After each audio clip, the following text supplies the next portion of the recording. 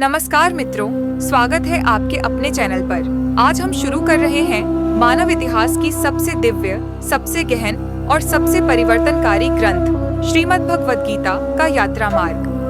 पहला अध्याय है अर्जुन विषाद योग, यानी वह क्षण जब महान योद्धा अर्जुन का हृदय करुणा, मोह और द्वंद्व से भर जाता है। यही अध्याय वह द्वार है जहाँ से आगे जीवन के सबसे महान सिद्धांत खुलते हैं।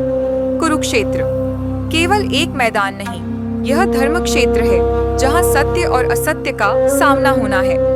दोनों सेनाएं हजारों रथों, लाखों सैनिकों और अनगिनत हथियारों के साथ तैयार थीं। भुजाओं की गूंज से हवा कांप रही थी, धूल के बादलों से क्षितिज भर गया था। और उस भयंकर दृश्य को देखने के लिए धृतराष्ट्र दिव्य दृष्टि वाले संजय से प्रश्न पूछते हैं। संजय, मेरे और पांडु के पुत्र जब कुरुक्षेत्र में एकत्र हुए तो उन्होंने क्या किया?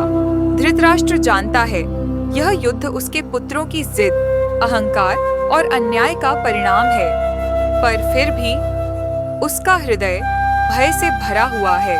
संजय वर्णन करते हैं कि दुर्योधन अपनी विशाल सेना देखकर भी भीतर से असुरक्षित है।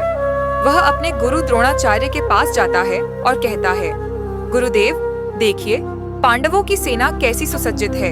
उनके पास भी भीम, अर्जुन, द्रुपद के वीर पुत्र सब तैयार हैं। दुर्योधन अपनी सेना की शक्ति गिनाता है, पर हर शब्द में डर छुपा है। यह दृश्य हमें सिखाता है कि अहंकारी व्यक्ति भी भीतर से डरा हुआ होता है। सभी योद्धा शंख बजाते हैं। भीष्म पितामह का शंख गूंजता है। कृष्ण, अर्जुन और अन्य महारथियों का शंख भी। पूरा कुरुक्षेत्र मैदान जैसे कांप उठता है। पर इस शोर के बीच एक बहुत महत्वपूर्ण घटना होने वाली है। अर्जुन, जो धर्म की रक्षा के लिए युद्ध करने आए हैं, कृष्ण से कहते हैं, केशव, मेरा रथ दोनों सेनाओं के बीच लाए ताकि मैं देख सकूं कि मुझे किससे युद्ध करना है। कृष्ण मुस्कुराते हैं और चारों दिशाओं को प्रकाशमान करते हुए रथ को दोनों सेनाओं के मध्य खड़ा करते हैं। यह क्षण साधारण नहीं, यह वह पल है जो गीता की शुरुआत बनता है। जब अर्जुन सामने देखते हैं तो उन्हें शत्रु दिखाई नहीं देते, बल्कि परिवार दिखाई देता है। भीष्म पितामह, जिनके चरणों में उन्होंने बचपन बिताया, गुरु द्रोण, जिन्होंने उन्हें धनुर्वेद सिखाया, कौरव भाई, जिनके साथ उन्होंने खेला खाया बड़े हुए, मित्र, चाचा, मामा, हर चेहरा स्मृतियों से भरा हुआ। अर्जुन के भीतर एक तूफान उठने लगता है। उनके हाथ कांपते हैं, पैर थरथराते हैं, गांडीव धनुष हाथ से छूटने लगता है। वे कहते हैं, कृष्ण, मेरा मन भ्रमित हो रहा है। अर्जुन का मन केवल भावनाओं से भारी नहीं, बल्कि तर्क से भी उलझा हुआ है। वे सोचते हैं, अपने ही बंधुओं का वध करके मैं क्या प्राप्त करूंगा? राज्य मिलेगा, पर किसके लिए? परिवार न रहे तो सुख किसके साथ बांटूंगा? गुरुजनों पर बाण चलाना अधर्म है। इस तरह अर्जुन करुणा, मोह और धर्म संकट के बीच फंस जाते हैं। यह गहरा द्वंद्व है, एक योद्धा का, एक मनुष्य का, एक पुत्र का। अर्जुन आगे तर्क देते हैं, कुल का विनाश होगा, स्त्रियां असुरक्षित होंगी, कुल धर्म नष्ट होगा, अधर्म बढ़ेगा, भविष्य की पीढ़ियां बर्बाद होंगी।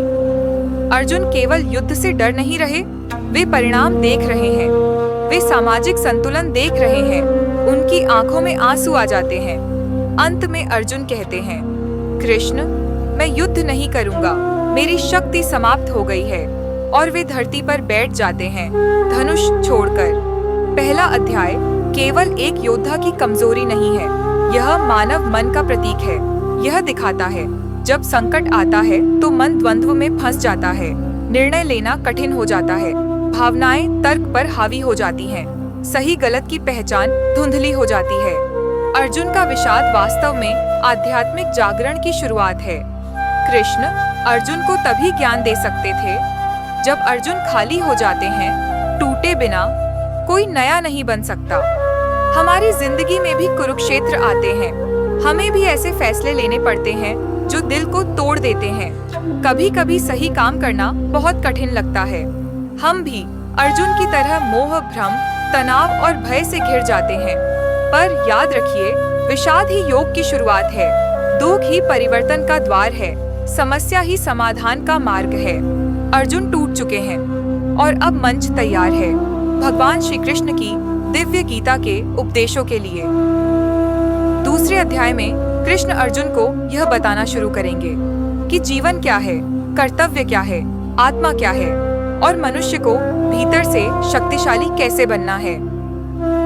अगले वीडियो में मिलते हैं अध्याय 2 सांख्य योग के दिव्य रहस्यों के साथ।